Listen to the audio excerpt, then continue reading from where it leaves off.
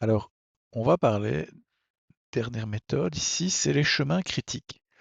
Un chemin critique, c'est quoi? En fait, c'est s'assurer qu'on passe quelque part partout dans le code. Ce qui peut être très compliqué si le code est complexe, si on a beaucoup de if imbriqués, de choses comme ça. Et donc, l'idée, c'est que on va identifier tous les chemins dans le code, et puis on va essayer enfin voilà, de trouver dans quelles conditions on passe par tous les chemins. Alors parfois, on se rend compte que certains chemins sont pas possibles.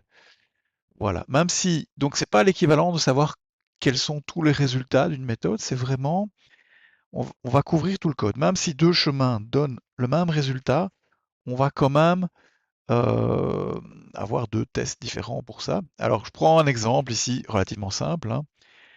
Ici, ben voilà, on a une méthode qui dit quel type de livraison on veut en fonction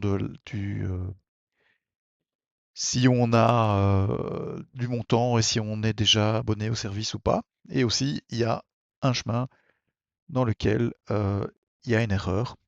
Donc on voit ici, hein, si on identifie, si c'est relativement simple, on a 4 cas. On a le cas d'erreur, on a le cas si on est supérieur à 50, et ou sinon on a deux cas encore, qu'on est inférieur à 50 et que on est, on est abonné ou pas.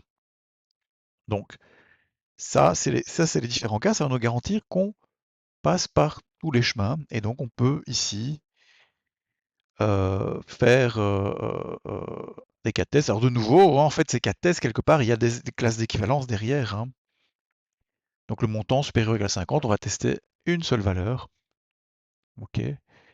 Donc voilà, en combinant les bazars, on arrive à donc mon cas d'erreur, mon cas positif, là où c'est gratuit, hein, donc voilà, avec un montant supérieur à 50. Alors ici, on peut se poser la question, faut-il faire un test aux limites, hein?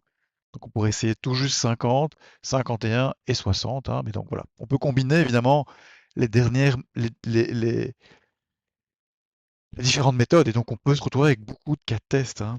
Donc si on veut vraiment être exhaustif. Mais donc voilà, c'est ça ici. On a identifié un cas qui fait passer par tous les chemins du code. Alors, dans certaines industries, c'est demandé de passer par tous les chemins du code. Dans certaines industries, on demande il faut passer par au moins 90% des chemins du code. Voilà.